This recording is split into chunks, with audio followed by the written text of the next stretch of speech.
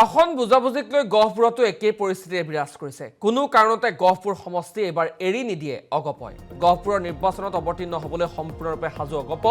বিধায়ক থকাৰ পাছতো যদি সমষ্টিটো পূৰ্বে এৰি দিব পাৰিছিল অগপই, তেনে বিজেপিয়ে কিয় এৰি দিব নোৱাৰিব বুলি প্ৰশ্ন উত্থাপন কৰিছে অসম গণ পৰিষদৰ কাৰ্যকৰ্তাসকলে। নিৰ্বাচনৰ পূৰ্বে এতিয়া অগপ বিজেপিত মেলিছে নেকি ফাট, সেয়াও কিন্তু ৰাজনৈতিক মহলে বিবেচনা কৰি আছে। আজি অসম গণ পৰিষদ দলৰ গহপুৰ সমষ্টি সমিতিৰ বুথ সন্মিলন অনুষ্ঠিত কৰা হয়। অসম গণ পৰিষদ দলৰ কেন্দ্ৰীয় সমিতিৰ এই কাৰ্যসূচী আছিলে যোৱা ২৭ ডিচেম্বৰৰ পৰা 11 জানুৱাৰীৰ ভিতৰত সমগ্ৰ অসমত এই বুথ সন্মিলন অনুষ্ঠিত হৈছে। আমি আজি গহপুৰত বিভিন্ন আঞ্চলিকসমূহত আমাৰ সংগঠনৰ বুথ কৰ্মীসকলক লগ কৰাৰ পাছত আজি আমি ইয়াত গহপুৰ মুখ্য কাৰ্যালয়ত কেন্দ্ৰীয়ভাৱে গহপুৰ সমষ্টি সমিতিৰ বুথ সন্মিলন অনুষ্ঠিত কৰা হৈছে। আগন্তুক অসম বিধানসভা নিৰ্বাচনত আমি আমাৰ দলীয় সতীৰ্থসকলক কেনেকৈ জড়িত কৰা হ'ব বা তেওঁলোকৰ দায়িত্ব আৰু কৰ্তব্য কি হ'ব, এই বিষয়ত আমি আজি বিস্তৃতভাৱে আলোচনা কৰিছোঁ। আজি অসম গণ পৰিষদ দলৰ আসন বুজাবুজিক লৈ গহপুৰতো একেই পৰিস্থিতিয়ে বিৰাজ কৰিছে। কোনো কাৰণতে গহপুৰ সমষ্টি এবাৰ এৰি নিদিয়ে অগপই। গহপুৰৰ নিৰ্বাচনত অৱতীৰ্ণ হ'বলৈ সম্পূৰ্ণৰূপে সাজু অগপ। বিধায়ক থকাৰ পাছতো যদি সমষ্টিটো পূৰ্বে এৰি দিব পাৰিছিল অগপই, তেনে বিজেপিয়ে কিয় এৰি দিব নোৱাৰিব বুলি প্ৰশ্ন উত্থাপন কৰিছে অসম গণ পৰিষদৰ কাৰ্যকৰ্তাসকলে। নিৰ্বাচনৰ পূৰ্বে এতিয়া অগপ বিজেপিত মেলিছে নেকি ফাট, সেয়াও কিন্তু ৰাজনৈতিক মহলে বিবেচনা কৰি আছে।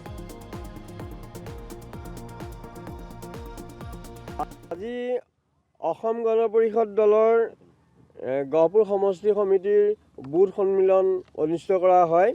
অসম গণ পৰিষদ দলৰ কেন্দ্ৰীয় সমিতিৰ এই কাৰ্যসূচী আছিলে যোৱা ২৭ ডিচেম্বৰৰ পৰা 11 জানুৱাৰীৰ ভিতৰত সমগ্ৰ অসমত এই বুথ সন্মিলন অনুষ্ঠিত হৈছে।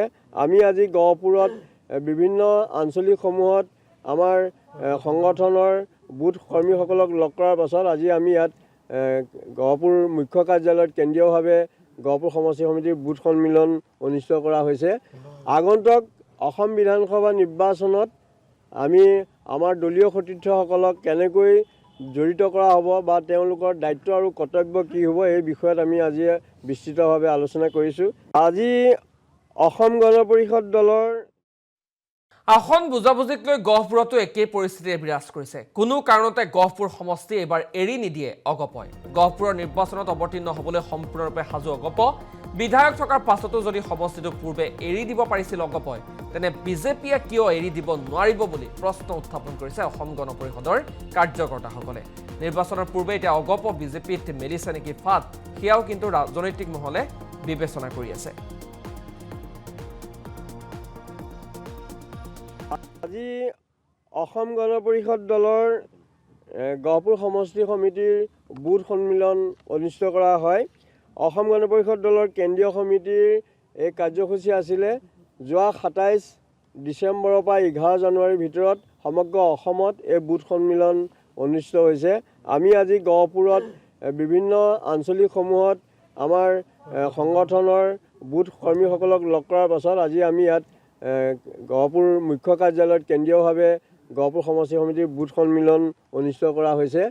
আগন্তুক অসম বিধানসভা নিৰ্বাচনত আমি আমাৰ দলীয় সতীৰ্থসকলক কেনেকৈ জড়িত কৰা হ'ব বা তেওঁলোকৰ দায়িত্ব আৰু কৰ্তব্য কি হ'ব, এই বিষয়ত আমি আজি বিস্তৃতভাৱে আলোচনা কৰিছোঁ। আজি অসম গণ পৰিষদ দলৰ